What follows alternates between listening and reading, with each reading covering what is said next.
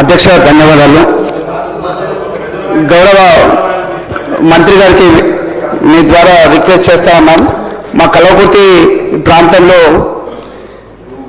ఈ పంటలు ఎండిపోయేటువంటి పరిస్థితి వచ్చినది అధ్యక్ష. కల్వకుర్తి ఎత్తిపోతల పథకం కొంతవరకే అంటే వనపర్తి వరకే వస్తున్నాయి. బుద్ధారం దగ్గర ఎక్కువగా నీళ్ళు వెళ్ళిపోతున్నాయి. మా గౌరవ మిత్రులు ఇక్కడే ఉన్నారు మేఘారెడ్డి గారిని, వారిని కూడా రిక్వెస్ట్ చేస్తాం.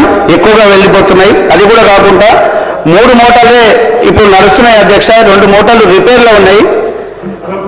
KLI sir.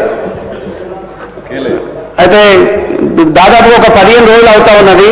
పల్లీలు వేశారు, అవి తీయడానికి రెడీగా అయినది, కానీ దాన్ని తీయడానికి కూడా ఇప్పుడు అవకాశం లేకపోయింది. ఒక్క తడి వచ్చినా కూడా వాళ్ళ పంట తీసుకోవడానికి అవకాశం వస్తుంది అధ్యక్ష. దాదాపుగా కల్వకుర్తి ఎత్తిపోతల పథకం ద్వారా వచ్చే నీళ్లు ఆ కెనాల్లో దాదాపుగా 100 కిలోమీటర్లు కాలువ ఉంది అధ్యక్ష.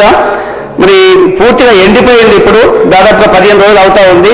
గౌరవ మంత్రి గారికి మీరు ఆఫీసర్స్కి అక్కడ ఇంజనీర్స్కి ఇన్స్ట్రక్షన్స్ చేస్తే తప్ప ఆ నీళ్లు వచ్చేటువంటి పరిస్థితి లేదు. రోజు మా రైతులకు ముఖ్యంగా కల్వకుర్తి మండలానికి సంబంధించి ఇబ్బంది పడుతుంది. ఇక్కడ ఉన్నటువంటి మా మిత్రులు జడ్చంద తర్వాత నాగర్ కర్నూలు వీరికి కూడా ఇబ్బంది అవుతుంది. పుష్కలంగా మాత్రం వనపర్తిలో బాగా వెళ్తున్నాయి, పుష్కలంగా వెళ్తూ ఉన్నాయి. మాగులంగా ఆ విధంగా రావాలని కోరుతున్నాం. అక్కడ వద్దట్లేదు మేము.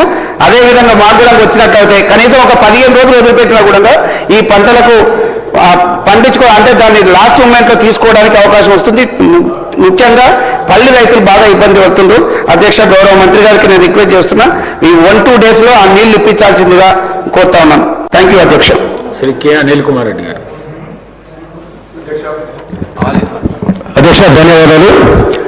అధ్యక్ష మీ ద్వారా